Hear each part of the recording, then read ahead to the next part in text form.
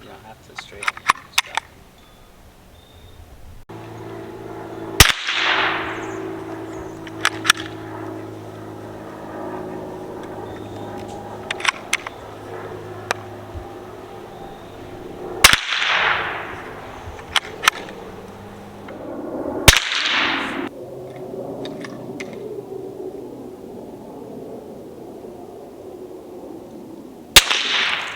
Point it up. Point it up.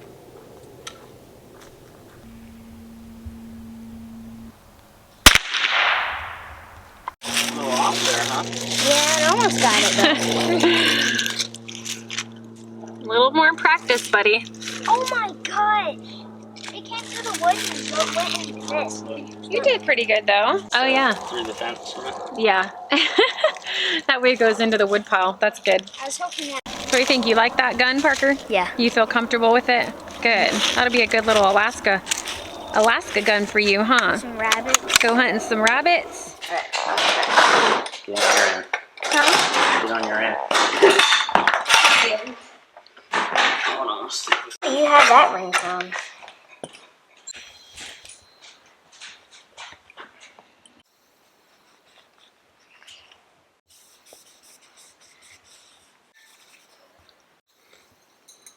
We don't have a brush that fit yours. So, we'll just use this. For what? Does the Q-tip fit in there easy, or is it like snug? When do you put your finger on the trigger? When you're ready to shoot, and you keep your finger off the trigger when you're not ready to shoot. Right. Which way should your gun always be facing? Down. Down what? Downwards. At the ground. Either at the ground or hold at- it upright or down range, right? Mm-hmm. You just make sure that we never ever point it at anybody. Yeah. Unless we're in a self-defense situation, right? Yeah. Trying to see if I can fit something in here. It's a small barrel, huh? Yeah. Get it stuck in down in my gun. Now you just need a little scope for that thing, huh, Parker? Yeah. Yeah. I want one for Christmas. You want one for Christmas? Yeah. I don't know. They're kind of expensive. Yeah. If I find the gun, I'll come tell you guys. Yeah. Do you play with it if you find a gun? No. No. Touch it. No. You don't do anything with the gun. Because you don't know what. If it has a bullet in there or if it's safe to touch. That's right. You always act like every gun is loaded. Yep, even if it's not. Even if you're like 100%, like you're like, I know I just unloaded it. You always act like it's loaded. Yep. You know how many people die because they thought the gun was not loaded and it was, Point right? at their friend. That's right. Yeah. So we have to be very careful and respect every weapon we touch. Yep.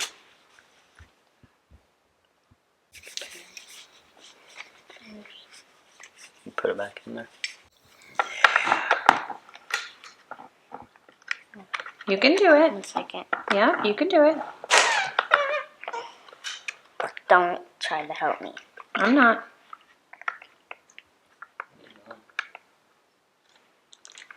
Let me see it real fast.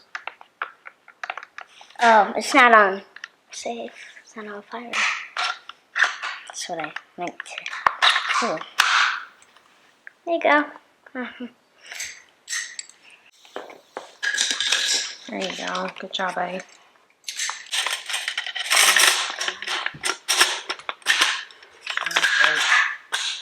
Come on, Danny. Don't get stuck. Hey everybody, welcome back to our YouTube channel, Blessed and Beautiful Homestead. For those of you that might not know me, my name is Tina. I'm the creator of this YouTube channel. And as most of you know, we are in the middle of Vlogmas. We're in the middle of December. And for the first time, we have decided to jump on board the Vlogmas train.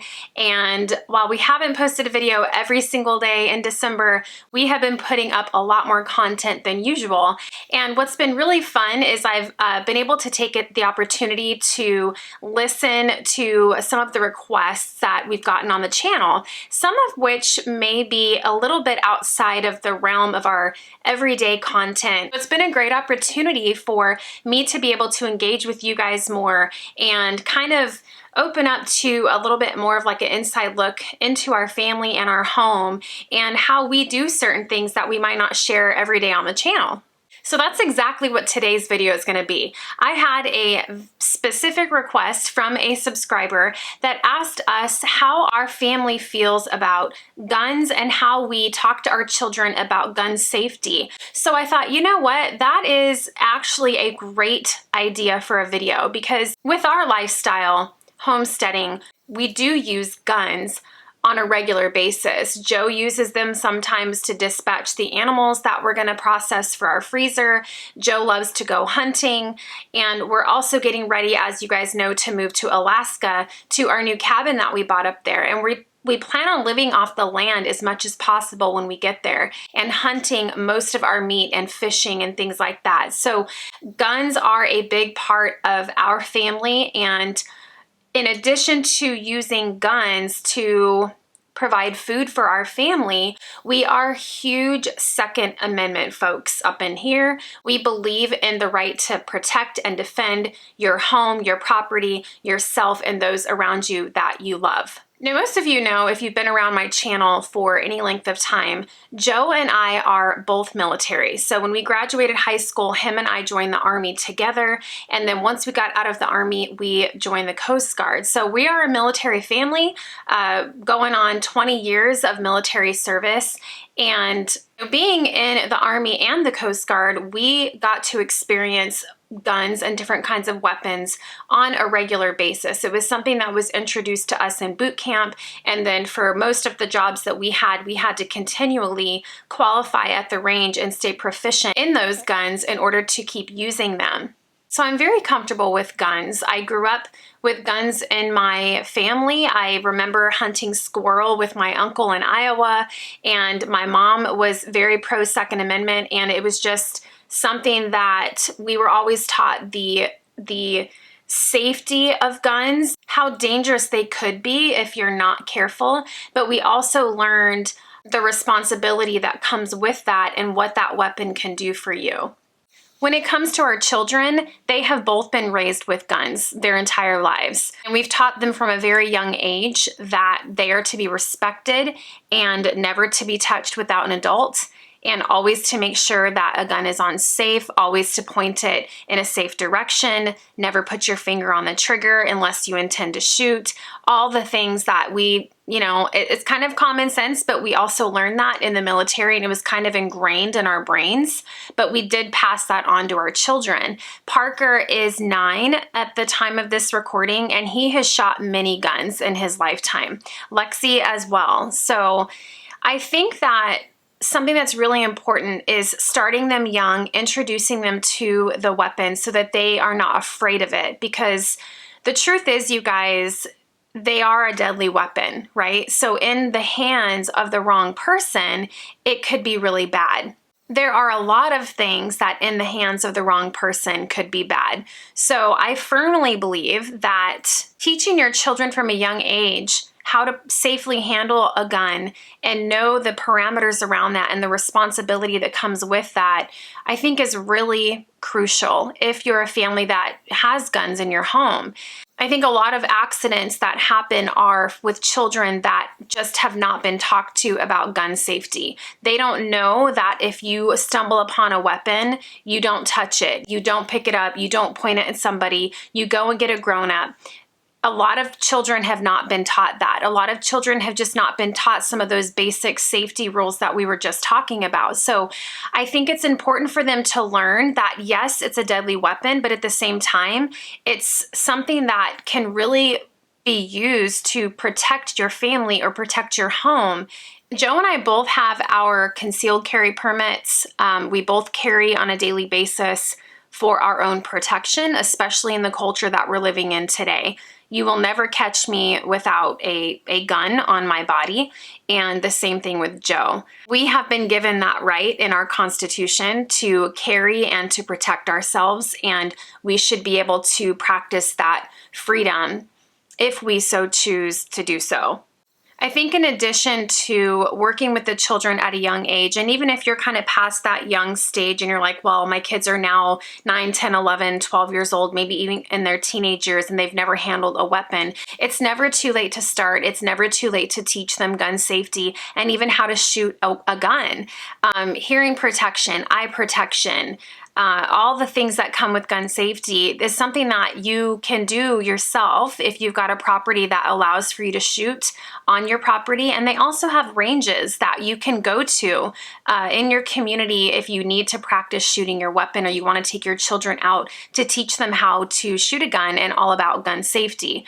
You know, we want to make sure they're not afraid of the gun, because someone that's afraid of a gun and that doesn't know how to use the gun is more dangerous a lot of times than someone that does, right?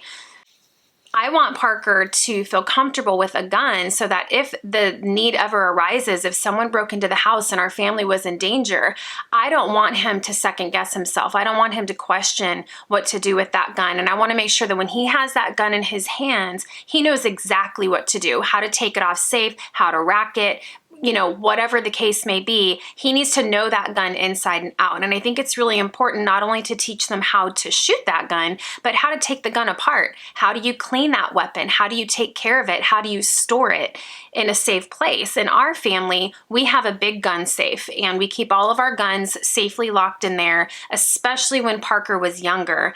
Now that he's a little bit older and he truly understands the seriousness of gun safety, we do have a couple guns out for easy access if something were to happen in the middle of the night or something like that, that we don't have to like get into the safe to get them. And we've got those stashed around the house strategically where we know where they're at. Parker knows where they're at, and he knows very clearly that they're not to be touched. Whenever we have other people in our home, we put those guns in a safe place, because I know what I've taught my children, but I don't know what other people have taught their children. So even though this is my home, if I ever have someone else's child or children in our home, those would be put away in a safe place just in case, because you never know. You're sitting in the backyard having a bonfire, a child comes in to use the restroom. I mean, you guys, it happens every day. And I just want to make sure that, you know, our guests are always safe in our home.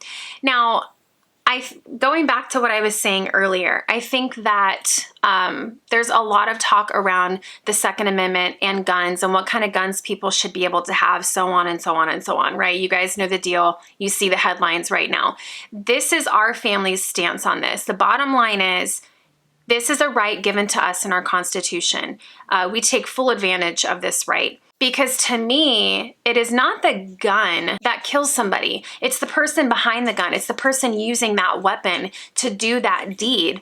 And if they weren't using a gun, they could find something else. They would use a knife. I mean, my goodness, I just saw a headline on the news where a husband just spiked his wife's cereal with heroin to kill her. I mean, it's like, you got crazy people all over the place. Trust me, they don't need a gun if they want to figure out how to kill somebody or to do some serious damage. They'll find a way to do it. Look at a vehicle. A vehicle is a deadly weapon. I mean, that thing is dangerous as can be, yet every day in America, we put 16-year-old children behind the wheel of a vehicle. As long as they can pass a little driving test and a paper test or a little test on the computer, they are put behind the wheel of what is essentially a deadly weapon, and it happens every day if they don't understand the seriousness of driving safely, not speeding, all the things, right? So I know a lot of 16-year-olds that are not close enough to mature enough to be driving a vehicle, yet they can pass the test and they're given a license. So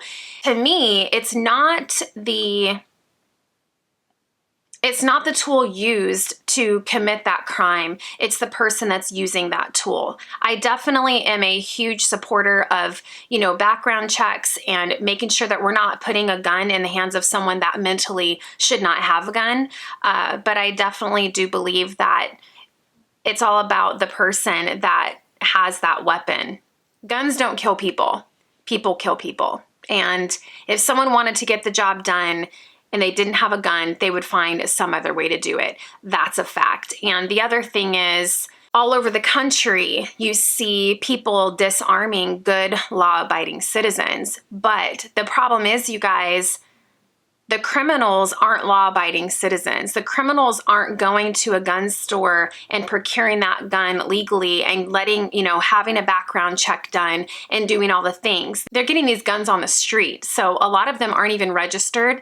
They're just private sales, or they're stealing them or whatever. So it's like the criminals are always going to have the weapons. They're always going to find a way to get the guns. But here we are taking law-abiding citizens' right and ability to protect themselves and their own homes away from them, yet the criminals are still out there doing all the things. So you're taking away our ability to protect ourselves and our homes, and really the ones that are going to end up with all the guns and the weapons are going to be the criminals on the street. And then what? I do not agree with a lot of the stances on the Second Amendment and our right to bear arms. I definitely think that was written the way it was written for a reason, and it was not intended to be infringed upon. And I think every day they're slowly picking away at that. And a lot of times people are like, oh, well, it's just this one thing. It's not that, it's not like they're taking your right away to carry altogether. It's just, you can't carry this kind of gun, or you can't have this kind of magazine, or you have to go through all these, checks and balances and hoops just to have a gun. But before you know it, you guys, they squeeze down on those rights and freedoms so much that you really don't have that freedom anymore after a while. But they don't do it all at once, right? They pick away slowly at it, so you don't really notice it until it's too late. So I think with the kids, I think that it's just really important to start them off young if you can. If you miss that opportunity, it's never too late to start. Gun safety is really important, teaching them how to load it, how to unload it, how to put it on safe, how to take it off safe. There are even weapons that don't have a safety feature. Like my handgun that I carry, it doesn't have a safety feature. So that's important to know, because if that child picks up that gun and thinks that it's on safe and pulls the trigger, that gun's going to go off because it doesn't have a safety feature. So just things like that, making sure they're familiar with the weapon that comes with, letting them get familiar with it. Keeping the guns locked up in a safe place so that especially the littles can't get in there and get to those weapons, I think is really important. We recently just bought Parker a little .22 rifle for Alaska. He wants to do some rabbit hunting and things like that on the property, and he doesn't know it yet, but we did buy him a scope for it for Christmas. He doesn't know he's getting that, so he's going to be really excited. I think giving him his own weapon, I think every man that's ever had one remembers the first time he ever got